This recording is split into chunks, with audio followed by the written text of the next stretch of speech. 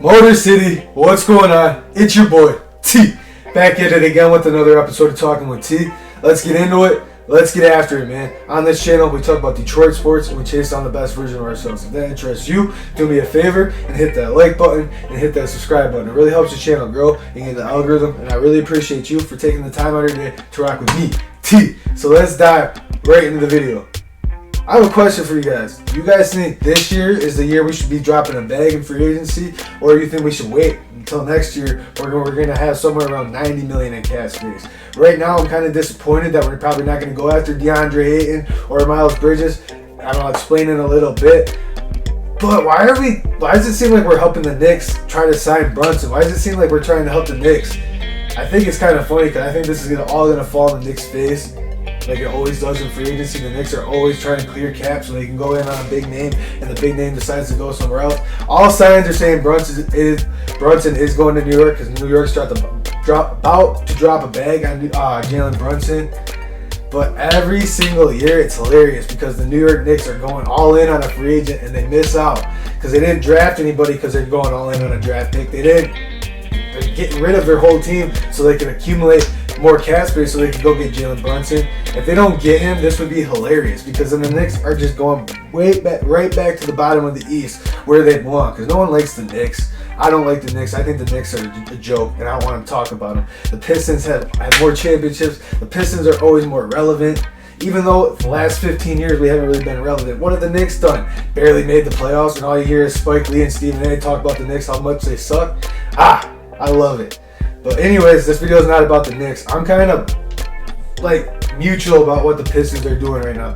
Nerlens Noel, he's going to come in here and maybe compete with Bagley to start at center, or you might have Bagley and Nerlens Noel playing power forward if we decide to keep Nerlens Noel. The thing about Troy Weaver, you never know what his next move is going to be, so he makes a boneheaded trade, or he's sitting here scratching his head. What was really the point of that? And then the next day he turns around and flips it. Free agency starts tomorrow, so who knows what the Pistons' next move is.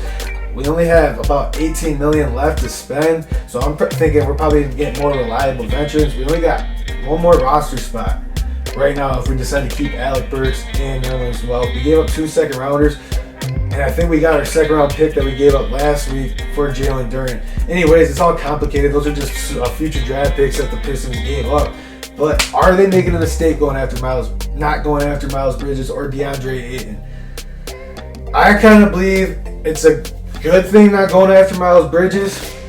How about you guys? This is my reasoning for Miles Bridges. I actually wanted him here, and then the more I'm starting to think about it, does he really fit in with this young culture that Troy Weaver is trying to build? Because all these guys here are like grind, love basketball.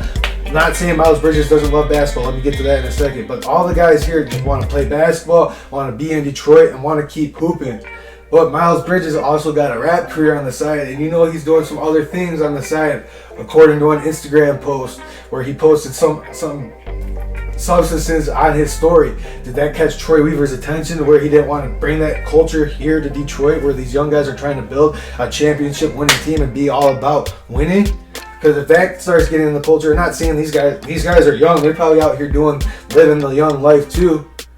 But Miles Bridges seems to be focusing on a rap career and not so much in basketball. Does that mean he wouldn't be a good fit here in Detroit? Not saying that.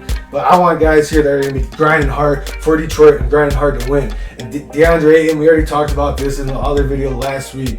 We kind of drafted Duren. It kind of made us strike out on the DeAndre Ayton sweepstakes, which is cool because a lot of people were saying he gave up on the Suns. Do you really want the attitude? Do you think if you pay Ayton that much, he's really going to live up to that contract? I'm for 20 and 10 every night. If someone can give me 20 and 10 every night, to me, that's a super max deal because you're getting 20 points and more, and plus you're getting the rebounds. Because the Pistons have struggled in rebounding, but the thing I do like this offseason that the Pistons have done, they added a lot of length. And when you add a lot of length, there's no reason you guys shouldn't be rebounding. The Pistons have not had a solid rebounder, and I don't know how long. This is why the Pistons have been at the bottom of the East for who knows how long, for the last 15 years, because we have not had an elite center besides Andre Drummond. But was he elite? No, he was just an elite rebounder.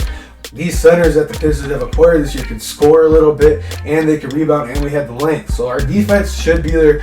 But the Pistons right now, where we're sitting at with the roster that we have right now, I was all thinking if we got Bridges or Ayton or just Bridges, the Pistons should be sitting at like a 6 seed. But now the Pistons are going from a 9-10 seed. That would be a successful season. A play-in tournament game, or even win a play-in tournament game and compete for the 8 seed. That's a win in my eyes for the Detroit Pistons this season. But right now, the Pistons just got to keep developing. We're going to add some role players. I think it's a good thing that we're not spending money on Bridges and Ayton right now, because if we do this and we keep the cap space that we have right now, going into next year, we could have $90 million in cap space, and who knows who the free agencies are next year, and we could keep building like a culture here that's enticing to other free agents with Kate Cunningham and Jaden Ivey and Sadiq Bey, depending on how this season goes. If it's an attractive market with those young cores and they developed and got into a playoff playing game, and we had $90 million in cap space next year, that would be exciting. We'll see what goes on.